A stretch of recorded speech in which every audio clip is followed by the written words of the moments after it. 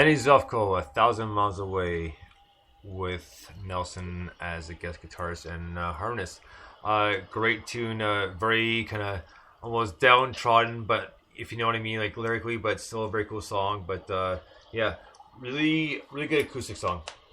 Yeah, for sure. I dig it. I dug it a lot. It's had kind of a Tom Waits vibe to it. Yeah. Absolutely.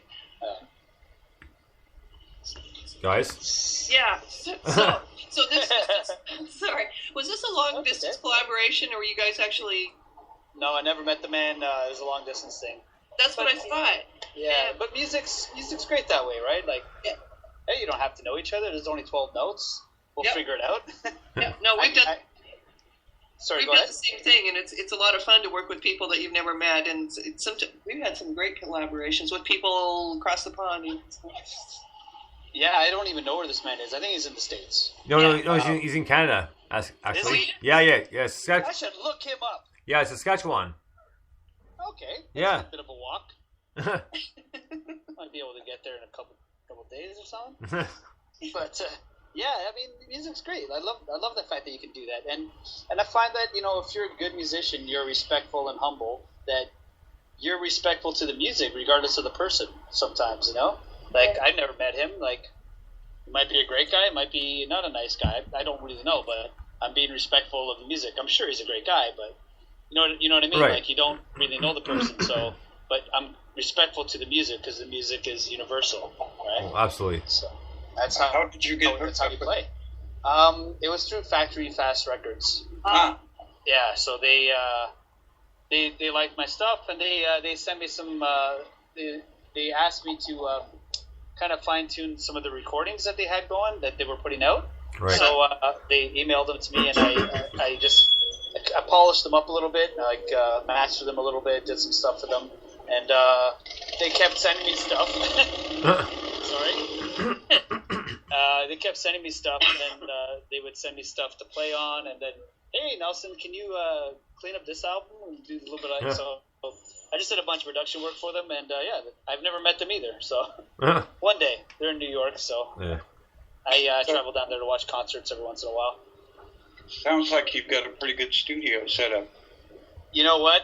The fact that it's 2015 makes it a good studio. It's a better studio than I've ever had, but nowadays it's not that great.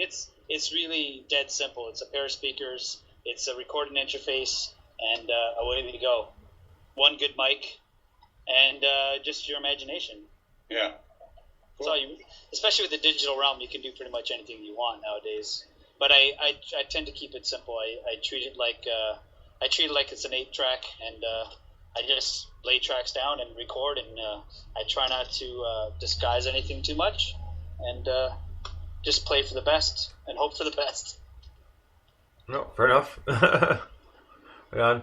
So next up, we're gonna get into another song out of this compilation. This one's by a band called Beneath the Crow. The song's called Cold Blooded Eyes. Dig this.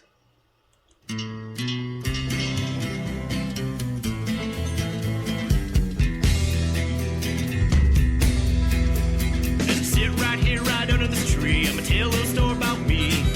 Was a young lad, not quite a man. I met a lady named Anne-Marie. She had blonde curls and bright blue eyes and a smile that was built for lies. Told them well where to put me well. Guess what, it wasn't a surprise. She met her demise. My cold-blooded eyes.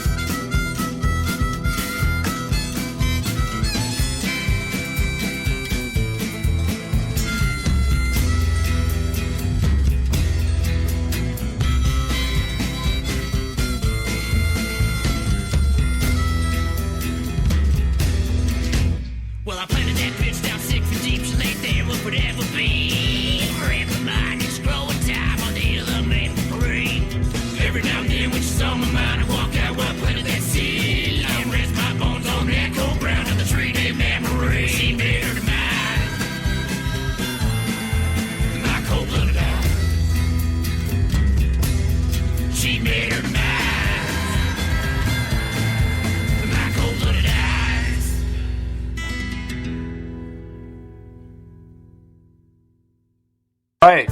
That was Beneath the Crow with Cold Blood Eyes. Now, this was a good tune. It kind of, I'm trying to think of what it reminded me of, but either way, it was like very chill, but very good at the same time. I love the flow of the song in general. Yeah, like an outlaw country kind of vibe. With a sprinkling of bluegrass on top. Exactly. Yeah. We were listening to it earlier, and we thought it needed a whip crack in it somewhere. Yeah. Right. That's a great idea. It was great. Great idea. So yeah, I thought it was a very interesting mixture of styles.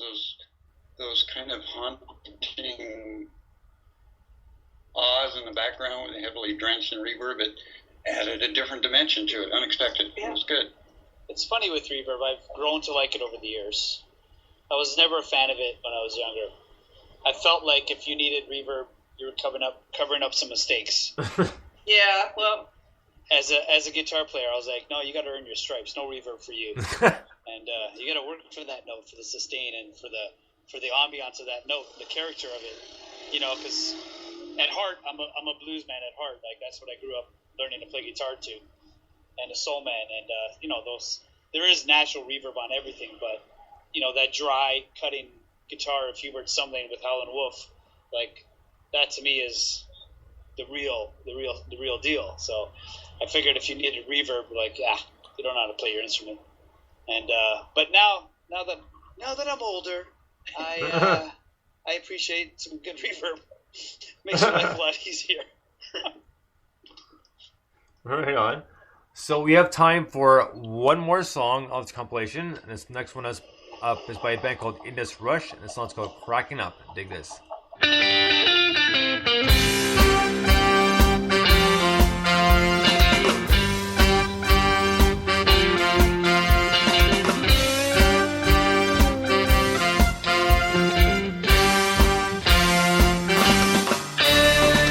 First you're a baby, then you're a child. They send you to school with your head running wild. Give you some lessons to slow you right down. Takes you 20 more years just to come back around. You're cracking up. You're cracking up. You're cracking up. You're cracking up. Then you leave school at a suitable age. Get yourself a job with a suitable wage. The management say, hey, you're just what we need. You'd better want to follow, cause we want to lead. You're cracking up. You're cracking up. You're cracking up. You're cracking up.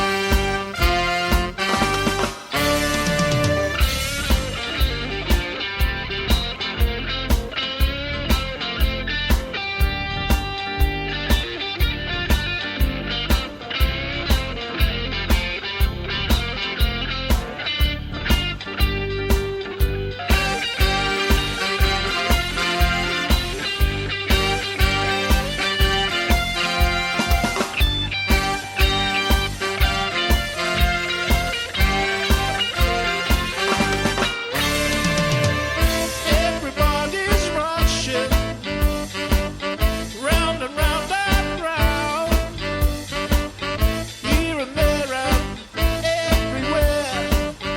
Everybody's upside down. They're cracking up. They're cracking up. They're cracking up. They're cracking up. You go to a bar, feeling so dry. You really need something to help you get high. Money on the table to get nicely pissed. There's nothing quite like it to forget about this. You're cracking up.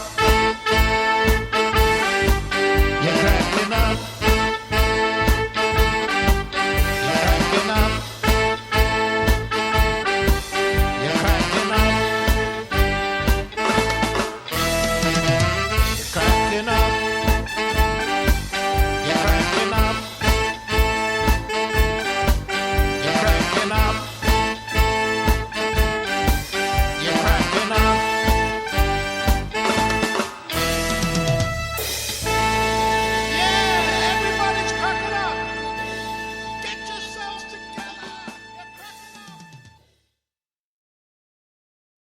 good beat, and like you said off air there, Nelson, was a good change-up. So what are your thoughts?